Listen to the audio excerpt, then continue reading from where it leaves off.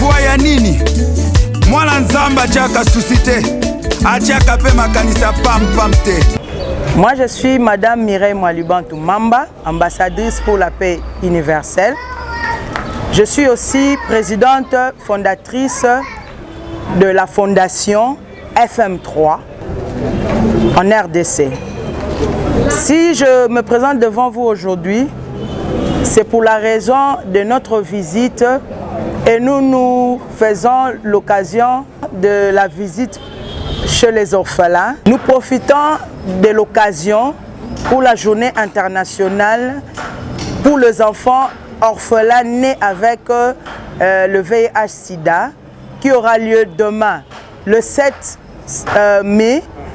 Mais nous, Congolais, nous, FM3, nous avons souhaité assez que nous allions le voir aujourd'hui parce que c'est samedi, afin que tout le monde soit égayé de la journée de demain. Nous allons jouer avec eux, partager le peu que nous avons, nous, FM3, avec les enfants orphelins. Merci beaucoup. Salut à tous ceux qui vont me suivre. Tel que je suis là, je suis la maman de la fondatrice et vraiment j'ai une joie immense aujourd'hui de voir que ma fille, les idées qu'elle avait depuis qu'elle était petite, c'est-à-dire de vouloir aider les autres, et qu'aujourd'hui elle est parvenue à accomplir cela. Cela me fait vraiment plaisir.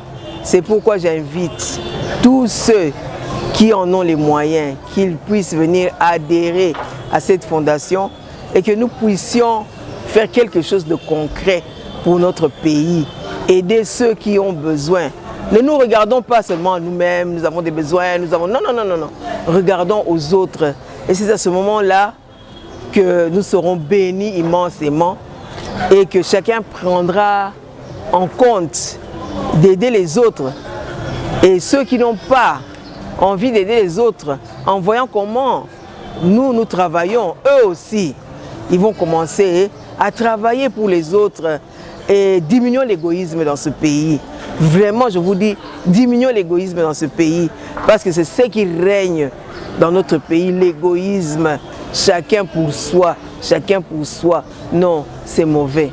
Je vous invite, aidons les autres, ils en ont besoin. Je m'appelle Lohemba Winnie Stéphanie. Je suis née le 17 juillet 1955 à Kinshasa. Actuellement, je souffre. J'ai mon pied qui est paralysé. Je n'arrive pas à marcher.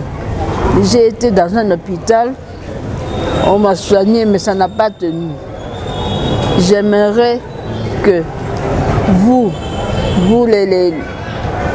qu'on appelle les dirigeants, tout ça, que vous m'aidiez un peu à aller plus loin. Je voudrais avoir de l'argent pour aller me faire soigner en Europe. Mais je n'ai rien, je n'ai encore rien du tout. Alors je vous demande humblement de m'aider. Si vous me voyez, c'est grâce à la fondation Mireille Mwalibantu Mamba.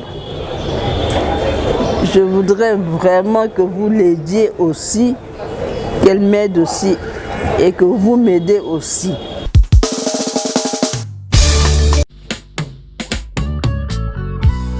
Il est écrit dans ta parole, tout ce qui respire loue l'Éternel. Car l'homme n'est pas maître de son souffle pour le retenir. Si nous sommes en vie, c'est grâce à toi, le Créateur des cieux et de la terre. Raison pour laquelle nous te disons un grand merci.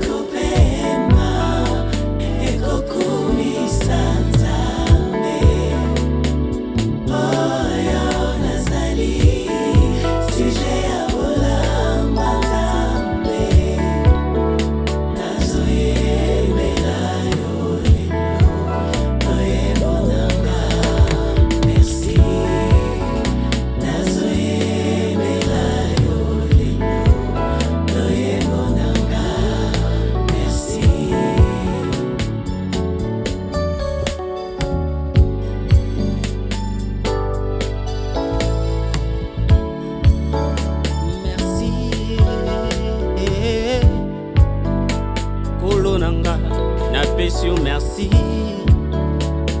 pona bolamu na yo, pona bolingo na yo, kolonanga, na pesio merci.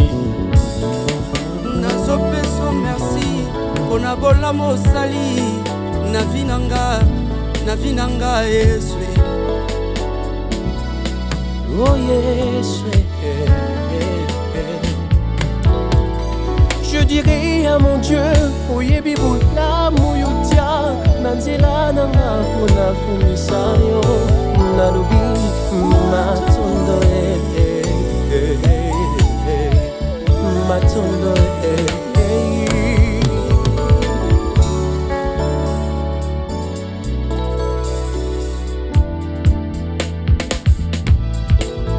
Moussassa international. Je me souviens quand j'étais dans la boue, tu m'as donné de la valeur, tu m'as rendu utile, pour tout ce qui est accompli dans ma vie, Voilà pourquoi je te dis merci, Mary la gloire est au Messie, Jésus l'accomplissement de la prophétie. Lokumu peke mbona Yesu, Lokumu peke mbona Yesu, Beti maboko milolo. Zambi wetu, tukutende mochapo. Kasagidila nzambwanye, kasagidila mwatanye. Benajani, loyilelo tudisangisha. Wamalo dinzambi wetu mtuenzela lelu. Gana betu tumumbilaye. Tumwela misambu tumushula maja. Bana betu loyitwela. Kasagidila nzambwanye.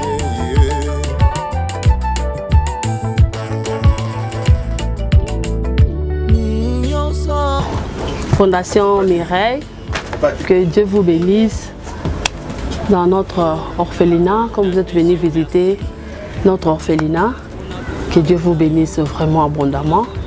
Nous sommes là, que Dieu vous bénisse dans cette pensée-là, vous avez pris à venir nous visiter. Nous avons vraiment beaucoup de difficultés, comme j'avais parlé chez le frère. Ici, il y a 65 enfants. Et 59 enfants que tu dis, il y a 6 qui sont dans le 6e des humanités et 22 ils sont dans le secondaire, 27 primaires, 3 maternelles. Pour le Minerval, pour le maternel, au lieu de $360, nous payons la moitié, $180 à chacun. Primaire, au lieu de 360 aussi également, nous payons aussi $180. Secondaire, $400, mais nous payons la moitié, $200. Mais pour la 6e des humanités, comme ce sont l'année terminale, ce sont des finalistes, là le promoteur nous a dit que nous allons payer toujours les $500 comme c'est prévu. Au lieu de faire la moitié, il y a aussi des problèmes de l'État, beaucoup d'argent, tout ce qu'on demande là. C'est ça. Ici aussi, nous sommes des locataires. Nous payons $1000 pour loyer, courant, de l'eau à l'intérieur de $1000. Ce n'est pas chez nous, nous sommes des locataires. Et puis, il y a des enfants qui étudient ici. Vous allez voir les enfants quand on va finir ici. On va passer, vous allez voir les enfants. Dans le lundi ici, les 6 là, on va faire la dissertation. Ce lundi ici. On avait un petit souci, il y avait de demandes. Là, j'avais montré même chez le frère les 94 000 de participation à chacun. Je l'ai même dit, quand vous allez partir là-bas, poser notre problème à votre fondation. S'il peut venir, quand vous allez venir nous visiter, si vous pouvez aussi penser à nous pour la 6e des humanités.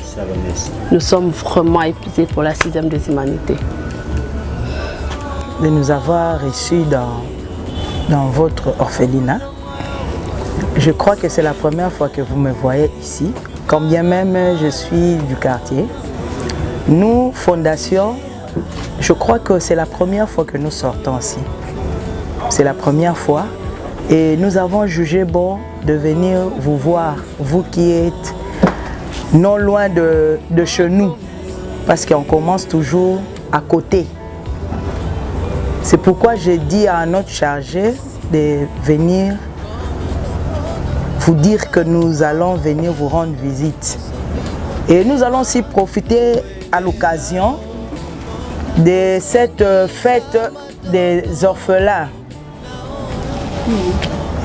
qui sera demain, le 7 mai. C'est votre fête des orphelins. Et puis les enfants orphelins nés avec le problème de VIH-Sida. Comme ça va se passer demain, bon, nous avons jugé bon par rapport à nos occupations aussi. On a jugé bon de venir vous voir aujourd'hui samedi. Comme samedi, tout le monde est en mouvement. Comme c'est la fête, nous avons entendu, nous avons écouté vos préoccupations. Ça viendra, ça viendra. Mais aujourd'hui, nous sommes venus pour fêter. Nous sommes venus pour fêter. Parce qu'on dit, Minerval, oui, c'est bien bon, on va faire ça à la longue. Mais le ventre affamé n'a point d'oreille. Ah, dit-on. Alors, quand on voit un orphelin qui est affamé, c'est pas bon. Il faut d'abord commencer par le nourrir, le vêtir, et le reste viendra après. Parce qu'il n'y a pas que vous, ils sont nombreux, mais Dieu a voulu que nous vous choisissons parmi tant d'autres. Je crois que c'est la première fois que vous me voyez, hein? Exactement. Donc c'est par amour que nous sommes là. C'est par amour. Donc nous sommes venus fêter avec les enfants. Et malgré mon âge, moi aussi je suis orpheline. Je suis orpheline de père et de mère. Ah voilà.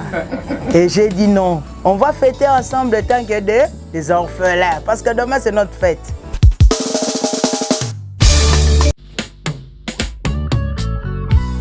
Il est écrit dans ta parole, tout ce qui respire loue l'Éternel.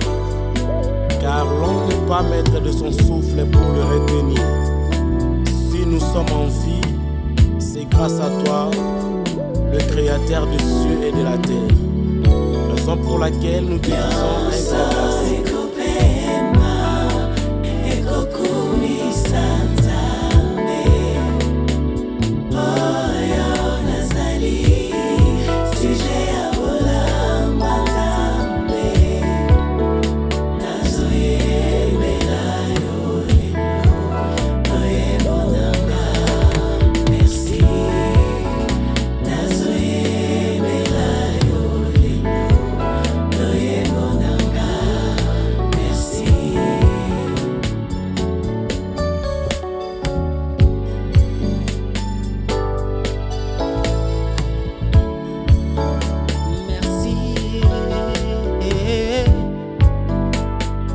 un grand merci. Merci pour na bolamu na yo, pour na bolingo na yo, kolonanga na pesi merci. Nazo peso merci pour na bolamu sali na vinanga Yesu. Oh Yesu. Je dirai à mon Dieu, oyebi bula muyutia, nanzela nanga pona komisario, nalobi. Les enfants, bonjour. Bonjour. Tomoni, boso na biso, ba maman na biso, ba yaya na biso. Fondation Mireille Malibas. Ba yaya na biso. La canison peut-être belle, mais quand on va jouer, ça va répondre allô, justement, bailler à voir. Où il y a bailler la maison, c'est bailler à la maison. Les gens qui bailler au soutien, pour la vie, c'est celui qui donne le confort, le fait qu'il y a bailler par vous pas bailler. Avec les pôles que ça va faire sur la bango, avec la papa, on a pino. Bolobi na bangoni. Merci Zamba Pangola, une abaxia, les gens, Bolobi na bangoni ni. Merci Zamba Pangola, une abaxia, les gens, David, Bolobi ni la fondation la. David, qu'est-ce que tu dis ici? Est-ce que je suis Kiawa? Toi, tu n'as pas t'aider? Merci. On a volé mon salut.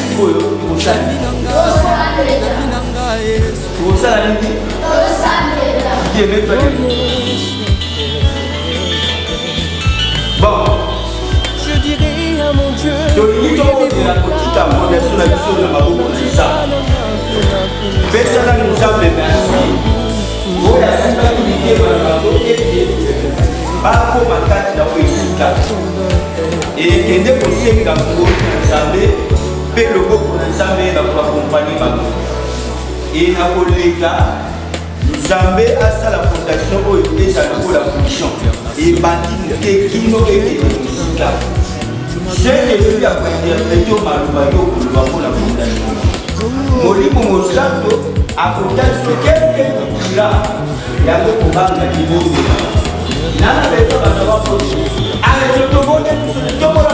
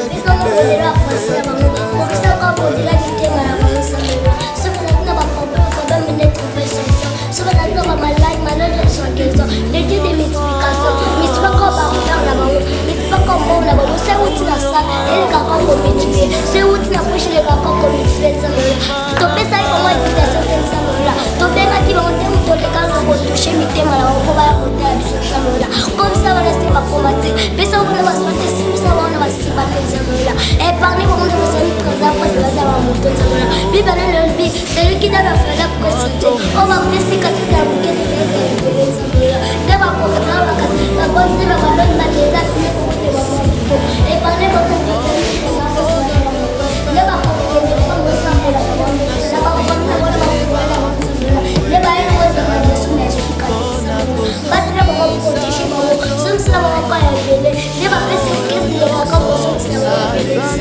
parmi les cocottes à 2023 va s'arrêter. Parmi les cocottes à 2023 va s'arrêter.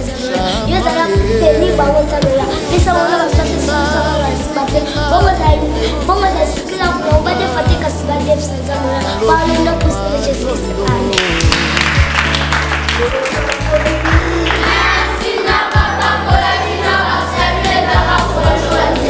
Bon, nous aussi, on va te dire que l'autre va te montrer la photo en famille ensemble.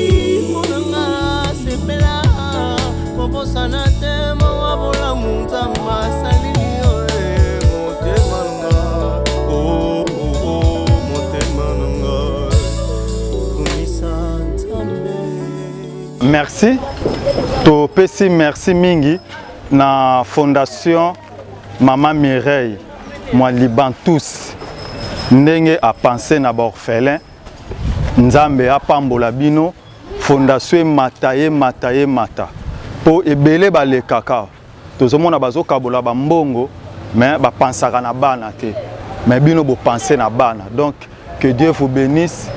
Fondation na bino tombo maye mata likolo makasi ezala mbala liboso pe ya suka te bo continuer toujours ko penser na bana oyo ko lia na bango ko lata na bango ba soins médicaux na bango pourquoi pas pe ba minerval na bango pourquoi pas pe fondation oyo esombela bana oyo lupango eza possible basalela bango ba centre de formation batongela bango ba hôpitaux ba école po oyo azopesa na orphelin azodefisa nde nzambe eza lipamboli moko makasi.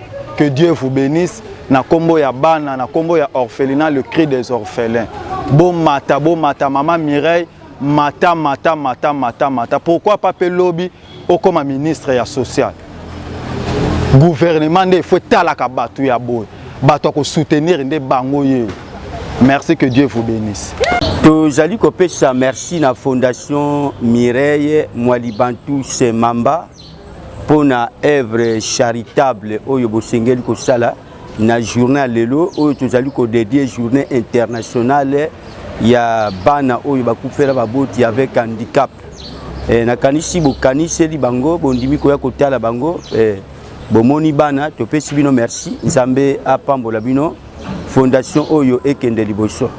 Mais tokoyebisa batu bazolanda biso na musika to na pene pene tala misala kitoko oyo tokoki kosala. Tokoki ko sponsoriser l'équipe, tokoki ko soutenir l'orchestre, c'est bien. Mais une bonne chose, c'est soutenir les enfants, soutenir les orphelins. Comme le dit la parole de Dieu, que celui qui donne aux pauvres prête à Dieu, car le bienfait n'a jamais été oublié. Biso tolobi na bino kaka merci, Maman Mireille, avec ba initiative kitoko boye, bokende liboso. Bozala beni pe tozo benga pe bino bat botala biso, bolati susi akoya ko sunga bana. Voici vos enfants, bamoni bino bazana posa na bino. Topesi bino, merci, merci et merci. Merci, merci beaucoup. Et nous voulons juste intervenir pour dire à ce qui concerne la visite d'aujourd'hui à l'orphelinat, les cris des orphelins. En tout cas, ça a été vraiment une très bonne action. Et moi, je me dis, ce n'est pas donné à n'importe qui de venir passer aux orphelins. Et il y a vraiment des besoins énormes ici. Et pour moi, dans mon compte, je juge bon même de venir ne fût-ce que donner même ne fût-ce que les moyens même prochainement pour coiffer ne fût-ce que des orphelins. Pour leur apporter même des babouches, ça va leur faire du bien. Merci beaucoup. Merci Mingi pour la fondation Nabiso. En tout cas, Maman Mireille Aza pour la Biso Nyonso. Biso Pelelo, ce qui est comme boye concernant Kaka Maman. Alors, ndé a lobi bino mon côté, bana msusu pe bazali. Ndé yango to yaki pour la visite à bana na biso. Biso Nyonso Maman na biso ndé ya na Kaka Maman Mireille. Ndé to ye kotala bana na biso. Toye ba ezanini bazofanda ndenge nini toye tomoni bana na biso ndenge bazofanda tomoni ndenge bazali en tout cas même na prière na bango to sepeli makasi vraiment eloko basali vraiment eza makasi eza malamu tomoni ke bano bazodike bango vraiment malamu même ngai ekomi kopesa nga posa o ya ngai pe azala elongo na bango parce que po atambola malamu en tout cas merci vraiment pour nandenge maman toye kotala bana merci nandenge ba parents oyo bazobokola bana ba pesa ngo éducation malamu de yangwana to pesa no merci. OK, merci. En tout cas nazane sengo makasi. Eza pona pambati oza nzambe nde mutatindaki fondation oyo ebima. Vraiment na pesi ba parents mbote bino pe bato bozo landa biso. En tout cas, to soutenir la fondation Oyo. Le en tout cas, il y a été na lobby kara na mkuse. Simingi na fondation Mireille pour amener biso ba mama veuve awa to yote la bana ya ba orphelin. Eza la mbala suka te eza la continuité. Nzambe apambola ye azwaka pour to continuer ko accompagner ko ya awa. Biso toza bana ya fondation FM3. Et c'est on a biso ezaki lokwa lelo ezai jour ya ba orphelin to ko talape ba orphelin na biso ana écrit des orphelins mais il y a pas ces ali qui ba besoin na bango eza penza ebele makoki eza na muke pona ko soutenir ba orphelin o bato bazana bolingo ya bana basa la ba soutenir biso peut-être soutenir bana o pour ba besoin na bango eza vraiment ebele bana baza na moni bana musu baza pieni baza lipapa te donc vraiment ba besoin ya bana eza ebele lokola ba mo pe basengeli biso epa ya Nzambe afungola donc Nzambe afungola po to soutenir lisusu bana makasi. Toza pe na fondation na biso tozo sala pe makambo ya bilanga tozo sala pe makambo élevage en ce cas tozoluka kaka bato basoutenir biso mpo tosala makambo nyonso wana.